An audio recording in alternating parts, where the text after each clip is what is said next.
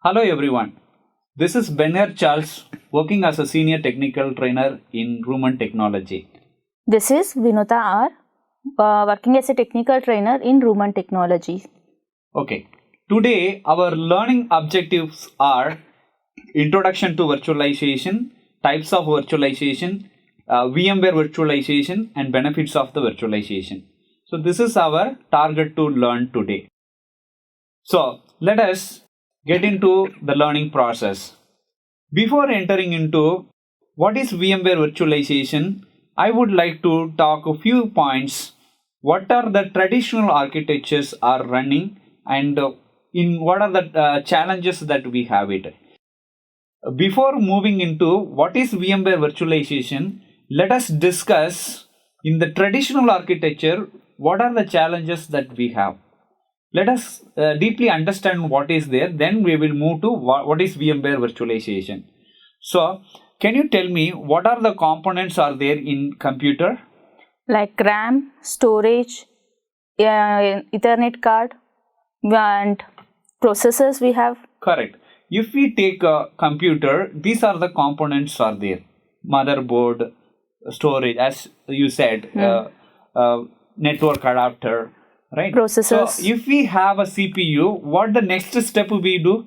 We install the operating system. After installing operating system, what we do? We install the applications. Whatever applications that we need, that applications get installed to the operating system. So this is a normal PC or laptop, right? So now coming to the network, maybe we are having 10 machines is being connected in the network. What we usually do, we make use of file sharing, we make use of applications development. So this process we usually do. Okay, what are the real challenges are there here? Okay, the first point, poor use of physical resource, right? Just imagine that there is a 500 GB storage in one PC. That 500 PC is being configured to 10 PCs and all the PCs are having 500 GB storage. Is that all storage get effectively used? No. Some of the storage space are sitting idle. We are not storing any data. Correct. We are not utilizing the storage properly. Maybe the maximum utilization of the storage may be 100 GB. If you assume 100 GB is stored to one PC, each and every one PC, you imagine that remaining storage are not used effectively. And it is not in the proper use. It is being just configured. It is being we spend so much of money to buy the terabyte of storage get wasted, and we should think about how to use that physical resource more effectively. The second challenge, management and maintenance cost. When you think about management and maintenance cost, now I'm talking about 10 PCs. Just imagine big data centers or big organizations, they are having 300 machines in the floor. To maintain that 300 operating system, how many users required? I think 10 to 15 system administrator will be hired. Obviously. For that.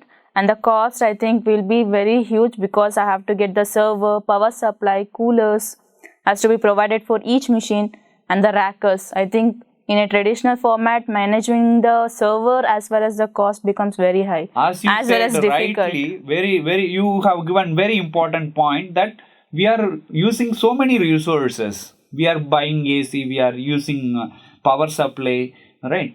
So we make use of all the resources, and the maintenance of people are high. It is we need to spend so much of money for them, right?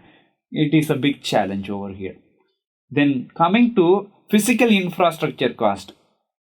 As you said, physical infrastructure, AC, cooler, like making use of a power supply, backup power supply, storage supply, the building which has to be hosted over the data center, the investment on the land, everything. That is the infrastructure. We have to build a big infrastructure to maintain all the operating systems. So we need to spend so much of money for all the resources. That is big challenge is there. Then provisioning challenge. We cannot think that 500 GB storage is used and 100 GB only used. I want to use that 400 GB to somebody. Can we do that? No, we can't. We cannot do that. Actually, when that 400 GB wanted to be shared to somebody else, we cannot give the provision to others. Maybe same thing. Imagine for RAM also. I have 8 GB RAM in one machine and that person is utilizing only 2 GB of RAM. Can we manage that to provide the another 4 GB RAM to somebody else? I think that machine is having the RAM, only that machine has to use because it is a physical component. Correct. That is a provisioning challenges is there. Okay. And insufficient failures, right? When we come for disaster occurs, the protection level, how we are managing to the traditional operating system. How, if any operating system get corrupted, what will happen? Obviously, administrator have to come down. They have to look into the hardwares. They have to remove wires. They have to connect the wires again. They have to connect the DVD drive. Then they have to install the OS. See how much time it will take.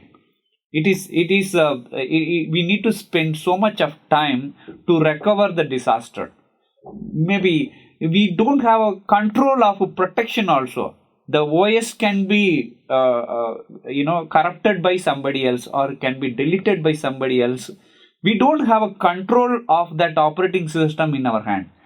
Whomever user comes, they can do anything on the particular data. Maybe it can be a C drive. The official operating systems get stored. That file is being corrupted. The entire process get delayed. Entire process will be down.